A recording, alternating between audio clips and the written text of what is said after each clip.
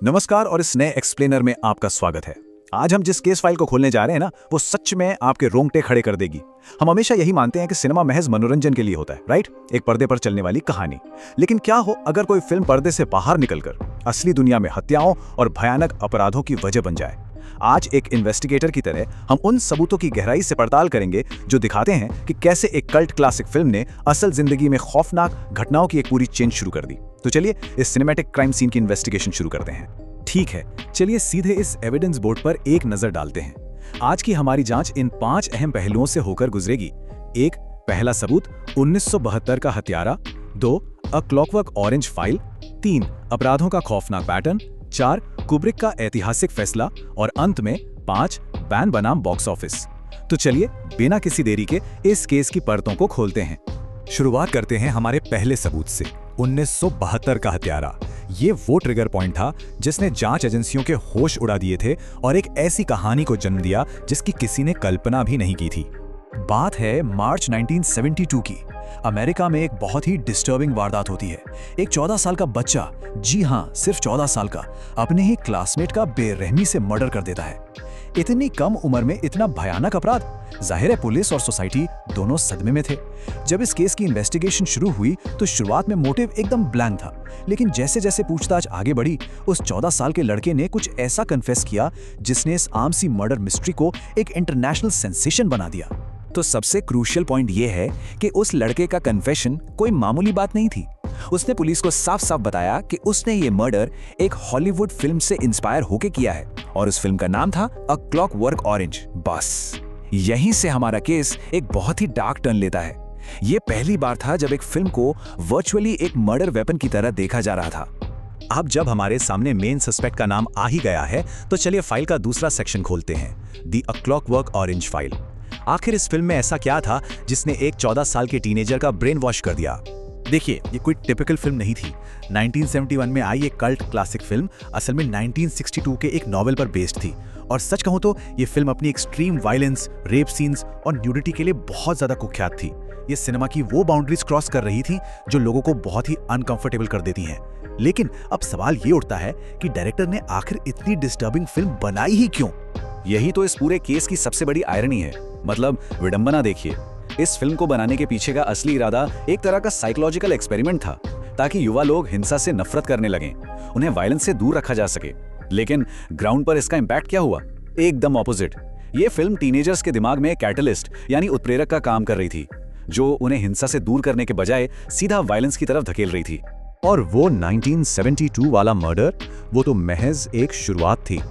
अब हम अपनी जांच के सबसे सीरियस हिस्से में एंटर कर रहे हैं, अपराधों का खौफनाक पैटर्न, क्योंकि इसके बाद जो हुआ वो वाकई डराने वाला था। अब जरा इन सबूतों पर गौर कीजिए। ये सिर्फ इंस्पिरेशन की बात नहीं रह गई थी, लोग लिटरली फिल्म के सीन्स को कॉपी कर रहे थे। कई मर्डर्स बिल्कुल वैसे ही कोरियोग्राफ किए गए जैसे पर्दे पर दिखाए गए थे। और इससे भी ज्यादा डिस्टर्बिंग बात क्या थी पता है? यौन उत्पीड़न के मामलों में हमलावर क्राइम के वक्त ठीक वही गाना गा रहे थे जो फिल्म के एक बहुत ही भयानक सीन में बैकग्राउंड में बजता है। अचानक से मर्डर्स और क्राइम्स का ग्राफ तेजी से ऊपर जाने लगा। ऐसा लग रहा था मानो ये फिल्म नहीं कोई क्राइम मैनुअल बन गई हो। अब जरा इमेजिन कीजिए, अगर आपकी बनाई हुई किसी आर्ट से असली दुनिया में लोगों की जान जाने लगे तो आप क्या करेंगे? यहीं से हम मुड़ते हैं सेक्शन 4 की तरफ, कुब्रिक का ऐतिहासिक फैसला। सिनेमा की हिस्ट्री में ऐसा पहले कभी नहीं हुआ था। समाज में इतना गुस्सा भर गया था कि डायरेक्टर स्टैनली कुब्रिक को सीधा डेथ थ्रेट्स यानी जान से मारने की धमकियां मिलने लगीं। इसके बाद कुब्रिक ने जो स्टैंड लिया वो माइंड ब्लोइंग था। उन्होंने सीधा अपनी प्रोडक्शन कंपनी वार्नर ब्रदर्स को एक खत लिखा और क्या डिमांड की? उन्होंने कहा कि इस मर्डर चेन को तोड़ने के लिए मेरी अपनी ही फिल्म को थिएटर से तुरंत हटा लिया जाए। ये अपने आप में एक इकलौता ऐसा केस है जहां किसी क्रिएटर ने खुद ही अपने मास्टरपीस को बैन करवा दिया। और ये बैन सिर्फ नाम भर का नहीं था, ना ही ये किसी एक देश तक सीमित रहा। इस ग्लोबल बैन लिस्ट को देखिए, यूके तो था ही, साथ ही स्पेन, साउथ अफ्रीका, माल्टा, आयरलैंड, सिंगापुर, इन सब देशों में इस फिल्म को पूरी तरह लॉक कर दिया गया। सालों साल तक ये फिल्म वीडियो स्टोर्स और थिएटर से गायब रही। ये दिखाता है कि अथॉरिटीज और खुद कुब्रिक इस फिल्म और रियल लाइफ क्राइम्स के डायरेक्ट लिंक को लेकर कितने ज्यादा सीरियस थे। खैर, अब हम इस केस के सबसे चौंकाने वाले ट्विस्ट पर आते हैं। 5. बैन बनाम बॉक्स ऑफिस। लॉजिक तो यही कहता है कि अगर किसी फिल्म पर इतने देशों में बैन लग जाए तो वो फाइनेंशियली बुरी तरह फ्लॉप हो जाएगी, राइट? लेकिन आंकड़े कुछ और ही कहानी बयां करते हैं, और ये बहुत ही ब्रिलियंट तरीके से दिखाता है कि कैसे कंट्रोवर्सी अक्सर एक बहुत बड़ा बिजनेस बन जाती है। इतने बैन, कोर्ट केसेस और ग्लोबल लेवल पर गालियां खाने के बावजूद अ क्लॉकवर्क ऑरेंज ने बॉक्स ऑफिस पर $114 मिलियन की छप्पर फाड़ कमाई की। अगर आज के भारतीय रुपयों में बात करें तो ये करीब 954 करोड़ रुपए होते हैं। लिटरली बैन की वजह से लोगों के अंदर इस फिल्म को देखने की जो क्यूरियोसिटी जगी, उसने इसे एक ब्लॉकबस्टर बना दिया। और बात सिर्फ पैसों पर आके नहीं रुकी, क्रिटिक्स और आर्ट वर्ल्ड ने भी इसे सिर आंखों पर बिठाया। इस फिल्म को 44वें अकेडमी अवार्ड्स यानी ऑस्कर्स में 4 अलग-अलग कैटेगरीज में नॉमिनेशन मिले। आप विरोधाभास देख रहे हैं, एक तरफ ये फिल्म मर्डर्स करवा रही है, समाज के लिए खतरा बनी हुई है, और दूसरी तरफ इसे सिनेमा के सबसे बड़े मंच पर सम्मानित किया जा रहा है। यही कॉन्फ्लिक्ट इस केस को इतना कॉम्प्लेक्स और इंटरेस्टिंग बनाता है। चले अब केस की टाइमलाइन में थोड़ा फास्ट फॉरवर्ड करते हैं। दशकों तक बैन रहने के बाद फाइनली 1999 में इस केस का आखिरी पन्ना खुला। 1999 में डायरेक्टर स्टैनली कुब्रिक का निधन हो गया, और उनकी मौत के बाद जाकर कहीं ब्रिटेन और बाकी देशों ने इस फिल्म से अपना बैन हटाया। फाइनली सालों बाद लोग इसे लीगल तरीके से देख पाए।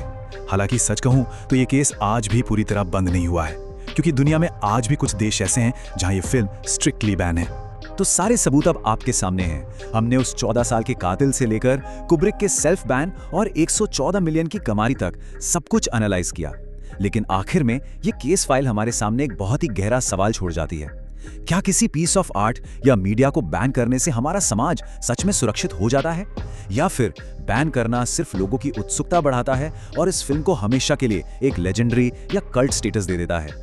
आप इन सबूतों के बारे में सोचिए, क्योंकि कला और अपराध के बीच की ये लकीर बहुत ही धुंधली है। इस इन्वेस्टिगेशन में हमारे साथ जुड़ने के लिए आपका बहुत बहुत शुक्रिया।